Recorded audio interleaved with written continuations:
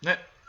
자, 103페이지, 104페이지 지금 여러분들 잘 해주셨는데, 자, 그러면 여러분들의 해석을 도와주는 그래머 포인트 살펴볼게요. 첫 번째는 관계대명사절의 해석입니다. 자, 관계대명사절 하면 되게 어려워하는데, 자, 관계대명사절은 일종의 길이가 긴 형용사다 생각하시면 돼요.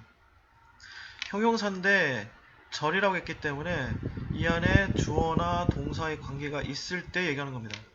자, 보시는 것처럼 요 역할을 하는 놈들, 그리고 여기 있는 놈들이 바로 관계대명사 절이죠. 자, 얘네들은 형용사이기 때문에 앞에 있는 명사를 꾸며주는 거예요. 자, 그럼 어떻게 해석할지 선생님이 나름대로 정리해봤는데, 첫 번째 용 이런 유형이에요. 명사 다음에 바로 주어 동사가 이어지면 이때는 관계대명사가 원래 있었는데 생략된 거로 보시면 돼요. 그래서 해석은 주어가 동사하는 명사 이렇게 써주면 되는 거죠. Here are answers to some of things you may be curious about. 자, 당신이 궁금해할 수 있는 몇몇의 것 이런 얘기죠. 당신이 궁금해할 수 있는 명사니까 것 이런 얘기죠. 자, 여기 대답들이 있습니다. 뭐에 대한 대답이냐면 당신이 궁금해할 몇몇의 것에 대한 이런 얘기죠. 이렇게 보셔도 되고, 두 번째는 관계대명사 다음에 바로 동사 나오는 경우에 이때는 동사하는 명사 이렇게 보시면 됩니다. 지금 여기 보시면 이거죠. 자, 환경에 피해를 입히는 명사, 즉 위험한 물질 이런 얘기죠. 자, 휴대전화는 위험한 물질을 포함한다. 그런데 그 위험한 물질들은 환경에 피해를 입힌다. 또는 자, 휴대전화는 환경에 피해를 입히는 위험한 물질을 포함하고 있다. 이렇게 해석하시는 거죠. 자, 잘 아시겠습니까? 자, 그러면 다시 자, 다음 거 볼게요. 자, 두 번째 포인트 가목적어, 진목적어 관계입니다. 되게 어렵게 보이지만 자, 꼭 기억하실 부분이에요. 자, 요거 한번 선생님 그냥 정리해 건데 요거 그냥 외우지 마시고 밑에 있는 설명을 먼저 보세요. 자, make라는 동사는 다양하게 쓰이는데 여러분 많이 알고 있는 것 중에 make A, B가 있습니다. 즉 A를 B한 상태로 만들다라는 뜻이죠. 자, 그런데 지금 오늘 우리가 배울 상황은 어떤 상황이냐면 가끔 이 A보다 B가 짧고, 즉 오히려 A가 중간에 있는 이 A가 B보다 훨씬 더 길이가 긴 경우가 있어요. 자, 근데 영어는 이렇게 앞자리가 길거나 복잡하면 되게 싫어요. 그래서 이 복잡한 녀석을 얘를 보내는 거죠. 자, 보내면 이 자리가 비어있을 거 아니에요. 자, 비어있는 이 자리에 아무 뜻없는 it을 채우고요. 그 다음에 요 진짜 목적어였던 A는 B 다음으로 가는 거죠. 자, 무슨 얘기냐면 이런 얘기입니다.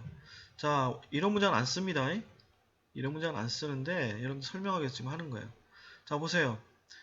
make A, B 원래 이렇게 썼어야 되는 거죠. Loud noises made for me to study hard. 자, 시끄러운 소음이 내가 공부하는 것을 hard, 어려운 상태로 만들었다. 즉, 공부하는 걸 좀 힘들게 만들었다는 얘기죠.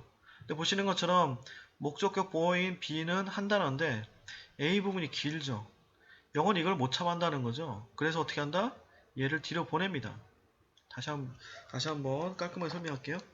지금 보시는 것처럼 A와 B 원래 이렇게 써야 되는데 B보다 A가 더 긴단 말이죠. 그래서 얘를 뒤로 빼서 간단하게 하려고 하고 비어있는 이 자리에 뭐로 쓴다? 그렇죠. 아무 뜻 없는 it을 이 자리에 쓰는 거죠. 그러면 어떻게 됩니까? Loud noise made it hard. 그 다음에 얘는 뒤로 갔으니까 for me to study. 바로 이런 형태가 되는 거죠. 이런 형태. 자, B가 여기가 있고 그 다음에 A가 여기 가 있는 거예요.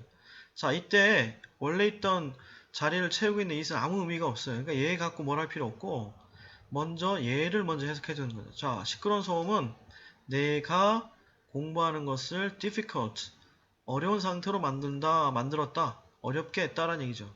쉽게 말하면 시끄러운 소음 때문에 나는 공부하는 게 어려웠다. 이런 얘기가 되는 겁니다.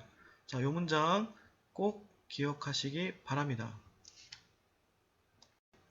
세 번째 포인트는 능동과 수동의 관계입니다. 자, 어법 시험의 단골 손님이죠. 자, 능동과 수동. 자, 능동과 수동이라는 겁니다. 주어와 동사의 관계에서 주어가 동작을 하느냐, 주어를 동작하느냐는 얘기죠. 자, 주어 입장에서 만약에 동사에 동작을 한다. 그러면 이거 우리가 능동이라 얘기하지만, 자, 거꾸로 주어가 오히려 동사의 대상이 된다. 이 경우로 우리가 수동이라고 합니다. 수동. 지금 보시는 것처럼 이런 화살표가 상징하는 건 동작이거든요. 이 동작을 주어가 받잖아요.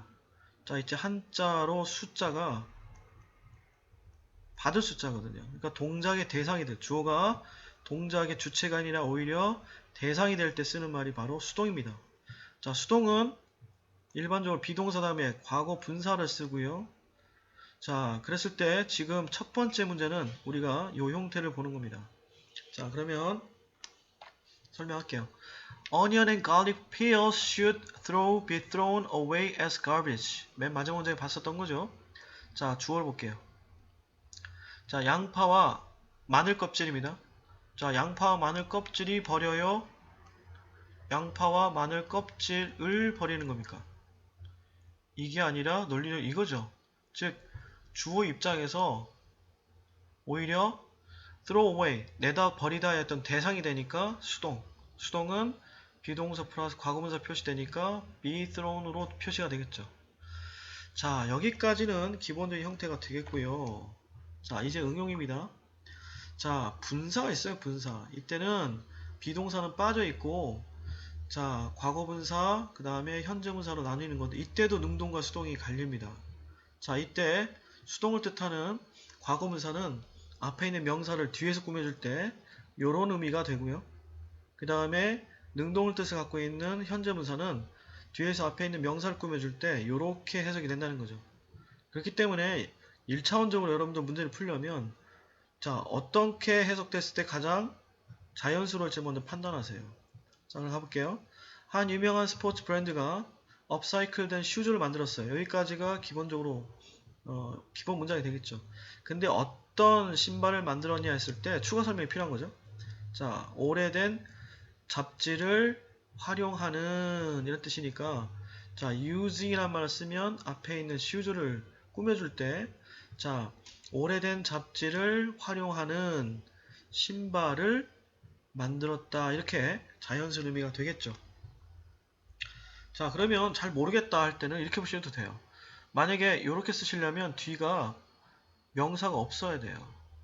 수동이니까 뒤에는 명사가 없어야 되거든요. 목적 없어야 된다는 얘기입니다. 복잡하지만. 자, 그래서 이때는 목적어가 있기 때문에 수동은 절대 아니겠다. 능동이겠다. 그리고 얘가 앞에 있는 슈즈를 명사를 꾸며줄 때 뭐뭐 하게 하는, 뭐뭐 시키는 의미로 하는 게 맞기 때문에 자연스럽기 때문에 이때는 using이 들어간다. 이렇게 이해하시면 좋을 것 같습니다. 수고하셨습니다.